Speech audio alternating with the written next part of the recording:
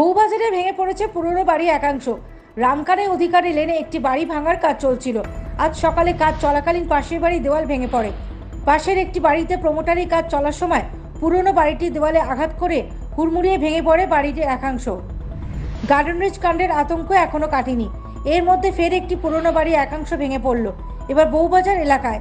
স্থানীয় বাসিন্দারা অভিযোগ করেছেন, পুরনো ওই বাড়ির লাগোয়া বাড়িতে প্রমোটারি কাজ চলছিল। আজ সকাল থেকে সেই বাড়িটি ভাঙার কাজ চলছিল। ভাঙাভাঙির কাজ চলাকালীনই মিস্ত্রিরা তাদের বাড়ির দেওয়াল আঘাত করেন। সেই কারণেই পুরনো এই বাড়িটির একাংশ ভেঙে পড়ে যায় বলে অভিযোগ।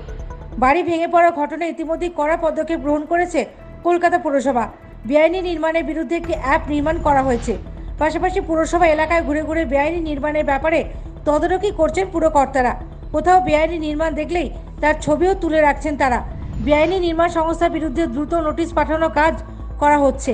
অবৈধ নির্মাণ রুখতে 15 দিন অন্তর পুলিশ এবং পুরসভা বৈঠকে বসার সিদ্ধান্ত গ্রহণ করেছে। এরপরেও বেশ কিছু জায়গায় প্রমোটারির দৌলতে অবৈধ নির্মাণ চলছে বলে দাবি অনেকের। একটা ফাঁকা জমিতে নতুন ডেভেলপমেন্ট করা এক জিনিস, উত্তর কলকাতার একই দেওয়ালে দুটো বাড়ি এরকম একটা একেবারে গা ঘেঁষাঘেঁষি করে যেসব বাড়ি, সেখানে একটা কনস্ট্রাকশন করা আরেক জিনিস। এখানে যেটা দেখছেন আপনারা, একই দেওয়ালে দুটো বাড়ির একটা পার্ট রিকনস্ট্রাকশন প্ল্যান এরা পেয়েছে। সেই রিকনস্ট্রাকশন প্ল্যানের বেসিসে এরা বাড়ি ভাঙছিল। এখানে গড়ার কাজ কিছু হয়নি, বাড়ি ভাঙছিল।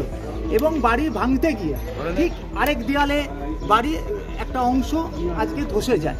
এর আগেও যখন বাড়ি ভাঙা নিয়ে আমার কাছে অভিযোগ এসেছিল, প্রমোটারের লোকজনকে ডাকাও হয়েছিল এবং এই বাড়ির যারা প্রতিনিধি তারাও ছিলেন, তাদের পরিষ্কার জানিয়ে দেওয়া হয়েছিল যে ভাঙার কাজ যখন করবেন অত্যন্ত সচেতনভাবে করতে। Bureau report, United India news.